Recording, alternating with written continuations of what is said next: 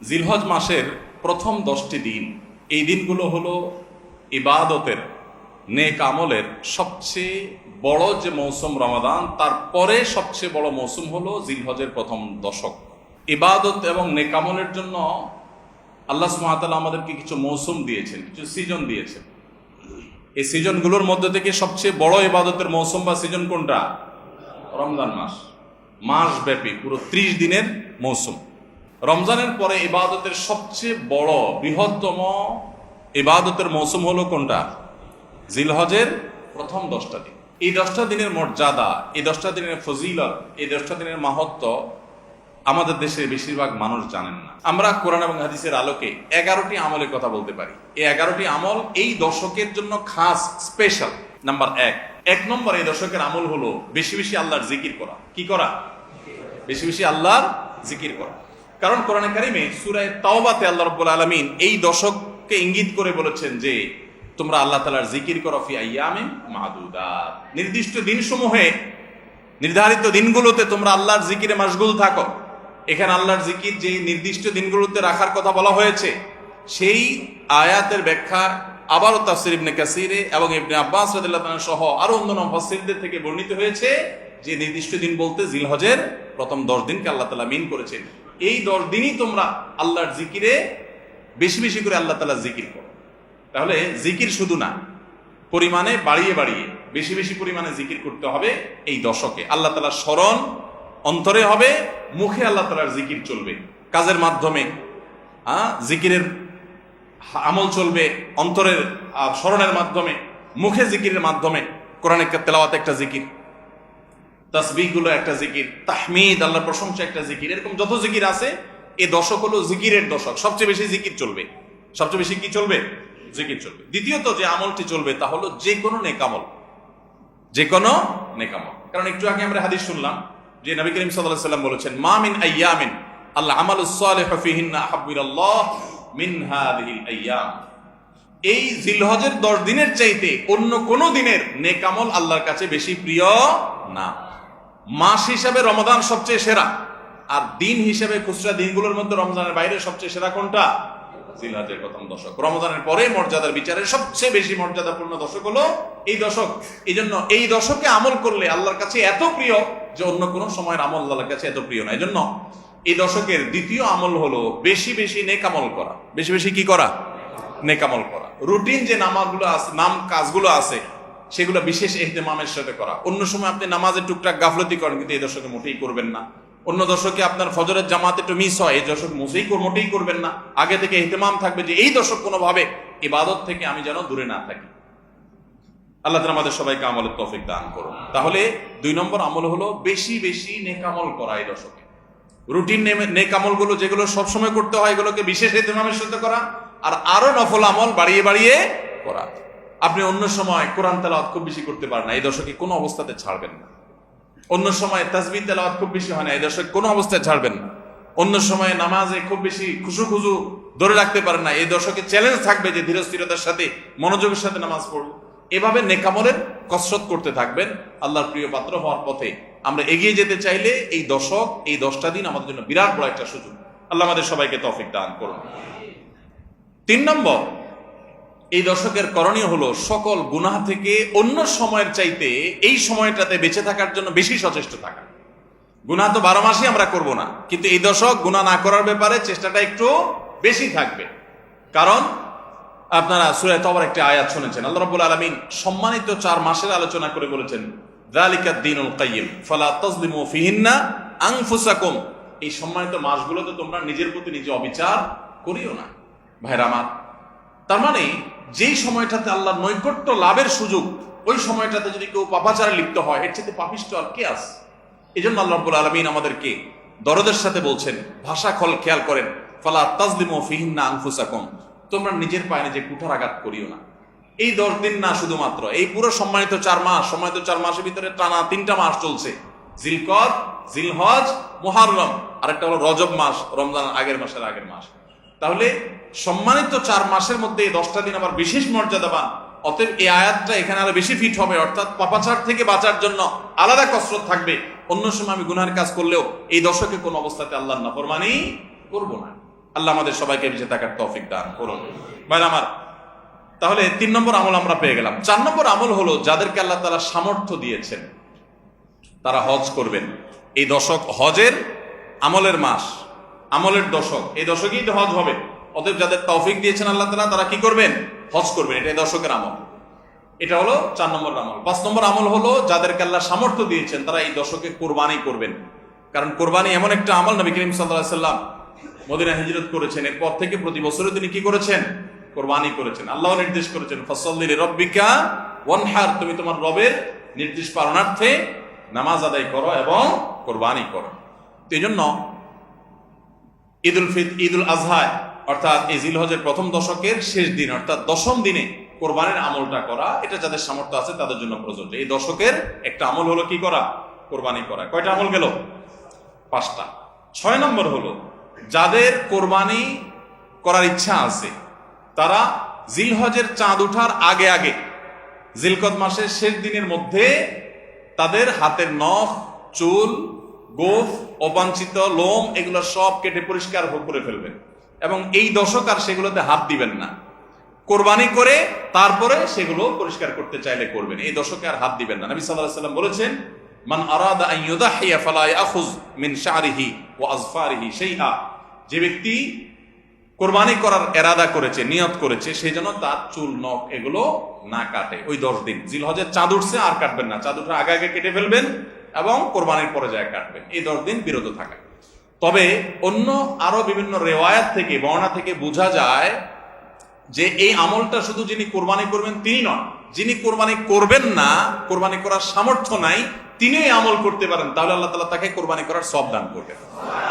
এমনকি কোন কোন সালাফ, কোন কোন সাহাবী থেকে আমলও বর্ণিত আছে যে বাসার বাচ্চা কাচ্চা যারা আছে তাদেরকেও এই দশকে চুল, নখ ইত্যাদি কাটতে নিষেধ করেছেন। তাহলে চুল, নখ ইত্যাদি কাটা থেকে বিরত থাকা এই 10 দিন, আগে কাটা এবং পরে কাটা, এই 10 দিন না কাটাকাটি না করা, এটা একটা মুস্তাহাব আমল। এবং প্রায় সব ফুকাহায়ে কেরাম এই ব্যাপারে একমত হয়েছেন। মওসুআ ফিকহিয়া কুয়েতিয়ার মধ্যে লেখা হয়েছে যে ইত্তাফাকাল ফুকাহা, সব ফকিহগণ প্রায় একমত যে এই দশকে যিনি কোরবানি করবেন তিনি তো বটেই, কোরবানি যিনি করবেন না তাদের তরফ থেকেও চুল, নখ এগুলা কাটা থেকে বিরত থাকা মুস্তাহাব। তাহলে 6 নম্বর আমল গেল চুল, নখ ইত্যাদি দশক না কেটে থাকা। 7 নম্বর আমল হলো এই দশকে বেশি বেশি তাকবীর পাঠ করা। এটা তাকবীরে মুতলাক বলা হয়, সাধারণ তাকবীর। আল্লাহু আকবার, আল্লাহু আকবার, লা ইলাহা ইল্লাল্লাহ, আল্লাহু আকবার, আল্লাহু আকবার ওয়ালিল্লাহিল হামদ।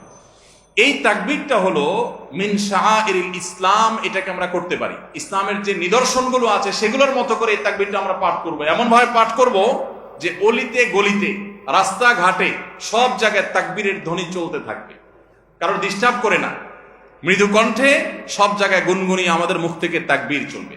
আপনারা অনেকে হয়তো শুনে থাকবেন সাহাবায়ে কেরাম রিদওয়ানুল্লাহি তাআলা আজমাইনের মধ্য থেকে কেউ কেউ, আবু হুরায়রা রাদিয়াল্লাহু তাআলা আনহু, আরো কোন কোন সাহাবীর আমল বর্ণিত আছে যে প্রথম দশক শুরু হলে তারা বাজারে চলে যেতেন।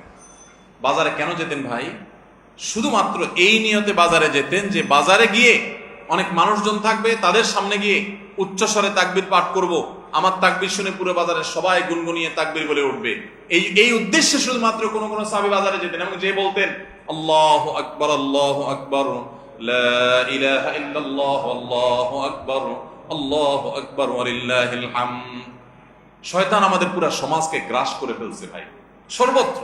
আমাদের বাসা বাড়ি, আমাদের ব্যবসা প্রতিষ্ঠান, আমাদের শিক্ষা প্রতিষ্ঠান, আমাদের চিন্তা চেতনা, মন, মগজ, দেহ, মস্তিষ্ক সবকিছু ইবলিস নানাভাবে আমাদেরকে প্রভাবিত করে রাখছে। ইবলিসের ওয়াজ তো আজকাল আমরা শুনি না। কোরআনে আল্লাহ তাআলা সবচেয়ে বেশি যাকে শত্রু হিসাবে দেখাইছেন সে হলো কে? ইবলিস। তার ব্যাপারে আল্লাহ বলেছেন যে সে আমাদের আদু ও মুবিন, স্পষ্ট শয়তান। আমরা জীবনে কোনোদিন দেখিই নাই, আল্লাহ বলেছেন স্পষ্ট শয়তান। কেমনে স্পষ্ট হলো? আমরা দেখিই না, সে থাকে গোপনে, আল্লাহ বলছেন স্পষ্ট। ভাইরা আমার, এই জন্য আল্লাহ স্পষ্ট বলেছেন যে শয়তান নিজে দেখা না দিলে কি হবে? শয়তানের শয়তানি সারাক্ষণ আমাদের চোখের সামনে ভাসে, চতুর্দিক থেকে শয়তানি আমরা দেখি না? তো এই শয়তান তার শয়তানি করে করে পরিবেশটাকে আমাদের নষ্ট করে ফেলছে। আমাদের দেশ তরুণ প্রজন্মকে ধ্বংসের দ্বার প্রান্তে নিয়ে যাওয়া হয়েছে। তাদেরকে দিন থেকে এত দূরে সরাই দেওয়া হয়েছে, কখনো শিক্ষার নামে, কখনো সংস্কৃতির নামে, কখনো বিনোদনের নামে, কখনো খেলাধুলার নামে, কখনো ক্যারিয়ারের নামে, এক এক সময় এক এক নাম দিয়ে আমাদের সন্তানদেরকে আল্লাহে দিন থেকে এত দূরে সরিয়ে ফেলা হয়েছে। আমরা অনেকে এখনো আজ করতে পারছি না। ভয়াবহতা কোথায় গিয়ে ঠেকেছে অনেকে অনুমান করতে পারছি না। সমাজ থেকে শয়তানের এই সমস্ত শয়তানের প্রভাব দূর করবার জন্য জিলহজের প্রথম দশকে অলিতে গলিতে, রাস্তা ঘাটে, বাসা বাড়িতে, ব্যবসা প্রতিষ্ঠানে সব জায়গায় তাকবীর ধ্বনি উচ্চারিত করতে থাকেন। এই তাকবীর ধ্বনি নীরবে না, সশব্দে, সশব্দে বলতে মানুষকে ডিস্টার্ব করে না, যতটুকু মানুষ সহনীয় হয় মৃদু কণ্ঠে এই তাকবীর গুনগুনিয়ে আমরা গাইতে থাকবো, আওয়াজ করে করে বলতে থাকবো, সর্বত্র এটি ধ্বনিত হতে থাকবে। এই আন্দোলনটা আমার প্রত্যেকটা একটু করতে হবে। রাজি আছি তো ইনশাআল্লাহ? ভাইরা আমার, বাজারে গিয়ে, চায়ের দোকানে, মাছের বাজারে বা খুব জমজমাট বাজারে গিয়ে যদি আপনি হঠাৎ করে তাকবীর দিয়া উঠেন, আল্লাহু আকবার, আল্লাহু আকবার, লা ইলাহা ইল্লাল্লাহ, আল্লাহু আকবার, আল্লাহু আকবার, ওয়ালিল্লাহিল হামদ, কত মধুর কণ্ঠে এই তাকবীর পাঠ করা যায়। আল্লাহু আকবার, আল্লাহু আকবার, আল্লাহ সবচেয়ে বড়, আল্লাহ সবচেয়ে বড়, লা ইলাহা ইল্লাল্লাহ, আল্লাহ ছাড়া সত্যিকারের কোনো মাবুদ নাই, লা ইলাহা ইল্লাল্লাহ, আল্লাহু আকবার, আল্লাহ বড়, ওয়ালিল্লাহিল হামদ, আল্লাহ বড়, আল্লাহ বড় এবং তার জন্য সমস্ত প্রশংসা। ভাইরা আমার, আল্লাহর বড়ত্ব এটা বলতে গিয়ে আজকাল আমাদের অনেকের হেজিটেশন হয়, আমাদের অনেকের মধ্যে ইতস্তত বোধ হয় যে মানুষের সামনে যায় বলবো। একা একা বলি ঠিক আছে, মানুষের সামনে আবার বলবো কেমন লাগে। এগুলো আমাদের ইমানের দুর্বলতার দলিল। আমার আল্লাহর বড়ত্ব বর্ণনা করতে আমার মধ্যে ইতস্তত বোধ যদি হয়, তো আমার চেয়ে নিমুখ হারাম আর কি আছে আল্লাহর জমিনে? আমি কত আল্লাহ নিমুখ হারাম যে আল্লাহ সারাদিন আল্লাহ নিয়ামতের ভিতরে ডুবে আছি, আল্লাহর বড়ত্বটা জোরে বললে কে কি মনে করবে, আমি এই চিন্তা করছি। তো আমরা ইনশাআল্লাহ এই অচল আয়াতন ভাঙবো তো? আমরা ইনশাআল্লাহ এই হীনমন্যতা, এই ইতস্ততা দূর করবো তো ইনশাআল্লাহ? ভাইরা আমার, টার্গেট করে করে বাসায় যাওয়ার সময় মোবাইলে অ্যালার্ম দিয়ে দিই, লিখে লিখে রিমাইন্ড করে করে তারপরে আমল করব। মনে থাকবে তো ইনশাআল্লাহ? যেখানে মানুষ আছে একটু জোরে জোরে তাকবীর পাঠ করবো। বাসায় ঢোকার সময় জোরে জোরে পড়তে পড়তে ঢুকবেন, যাতে বাসার সবাই তাকবীর দিয়ে উঠে। হঠাৎ মনে হবে একটু জোরে জোরে পড়বেন, যাতে সবাই তাকবীর দিয়ে উঠে। পুরো পরিবেশটাকে সেভাবে করবেন। আমি আমার বাসায় এই দশক আসলে সাধারণত মৃদু কণ্ঠে ভলিউমের সবসময় তাকবীরটা চালু করে রাখি, যাতে সবার মনে হয়। অফিসে কম্পিউটারে এটাকে মৃদু কণ্ঠে চালু করে রাখি, অন্যান্য কাজ করতে থাকি, এই আওয়াজ চলতে থাকে, যাতে করে যে আসে সে দেখে তার মনে হয় সে আমলটা করতে পারে। তো আমরা এই আমলটা চিন্তা করবো তো ইনশাআল্লাহ? যদি আপনি বাজারে গিয়ে তাকবীর বলেন, আমাদের সমাজের যে অবস্থা, যে অবক্ষয়, দিনই চেতনা দিন দিন যেভাবে হারিয়ে গেছে, আপনার তাকবীর শুনে হয়তো অনেকে হাসবে। হঠাৎ করে যখন বাজারে গিয়ে তাকবীর দিবেন জোরে জোরে, বলবে ব্যাপার কি? কেউ কেউ হয়তো ইশারা করছে মাথায় হয়তো কোনো সমস্যা আছে। এরকম হতে পারে, হতে পারে কি পারে না? কেন হইতে পারে? কারণ সব গাফেলদের মধ্যে একজন জাকের আসছে, সব গাফেলদের মধ্যে একজন জাকের আসছে। যেখানে সবাই গাফলতিতে নিমজ্জিত, সেখানে একজন জিকিরকারী আসছে। এজন্য ওই গাফেলদের মধ্যে জিকিরকারী, একজন জিকিরকারী ব্যক্তিকে মনে হয় পাগল, অথবা তাকে বলা হয় যে আননোন। অথচ হওয়া দরকার ছিল মুসলমানদের সমাজে সবাই জাকের, এক দুজন গাফেল, আর আমরা সবাই হয়ে গেছি গাফেল। এই জন্য একজন জিকিরকারী হলে তাকে মানুষ কি করে? উপহাস করে, পাগল মনে করে। ওই যে কোন দেশে নাকি রাজাকে ভবিষ্যৎবাণী করা হয়েছে যে রাজা সাহেব, পাগলা পানি আসতেছে, পাগলা পানি, বন্যার পানিতে যে পানি আসবে এটাতে সব জায়গায় ছড়ায় যাবে, এটা পাগলা পানি, দেশে আর কোনো পানি থাকবে না, এই পানি সবাই খাইতে বাধ্য হবে। আর এই পানি পাগলা পানি নাম এই জন্য দেওয়া হয়েছে, এই পানি যে খাবে সে পাগল হয়ে যাবে। রাজা সাহেব এই ভবিষ্যৎবাণী শুনে পরামর্শ করতেছেন সব মন্ত্রীদের সাথে যে কি করা যায়। দেশের সব মানুষ পাগল হয়ে গেলেও আমার তো অন্তত ভালো থাকতে হবে, আমি পাগল হয়ে গেলে দেশ চলবে কেন?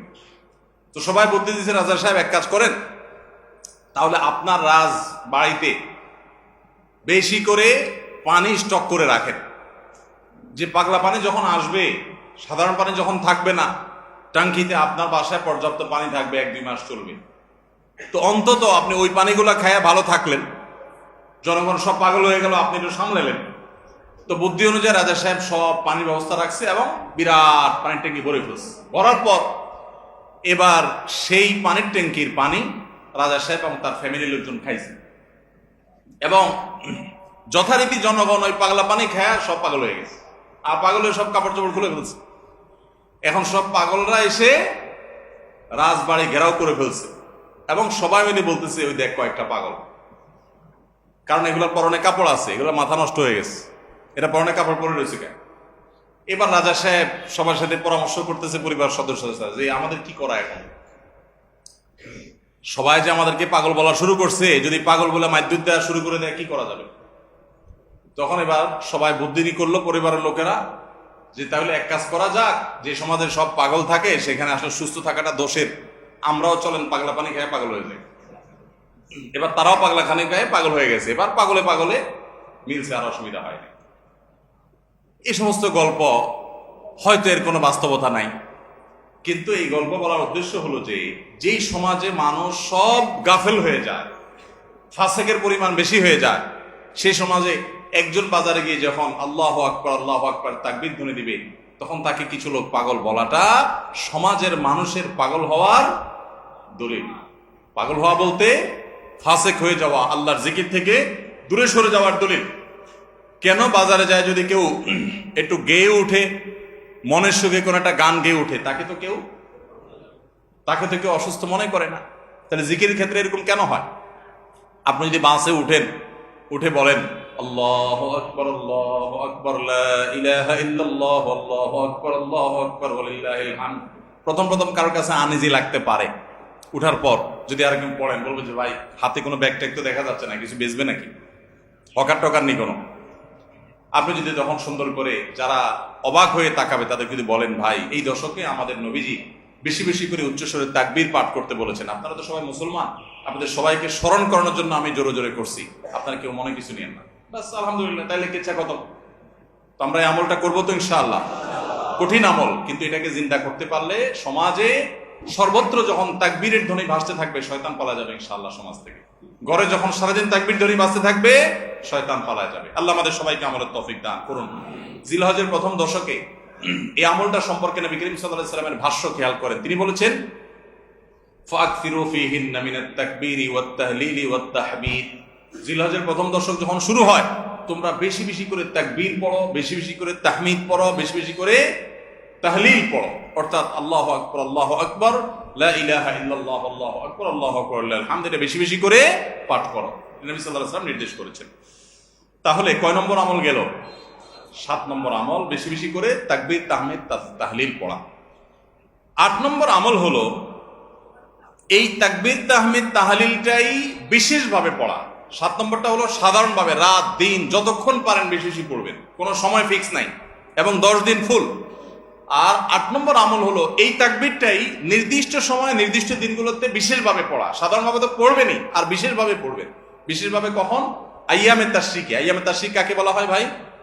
জিলহজের 9 তারিখ ফজরের পর থেকে নিয়ে জিলহজের 13 তারিখ আসর পর্যন্ত, জিলহজের 9 তারিখ ফজর থেকে নিয়ে জিলহজের 13 তারিখ আসর পর্যন্ত প্রত্যেক নামাজের পর সবাই যার যার জায়গা, পুরুষরা সরবে আর মা বোনরা বাসা বাড়িতে নীরবে তারা তাকবীর পাঠ করবেন। আল্লাহু আকবার লা ইলাহা ইল্লাল্লাহ আল্লাহু আকবার ওয়ালিল্লাহিল হামদ।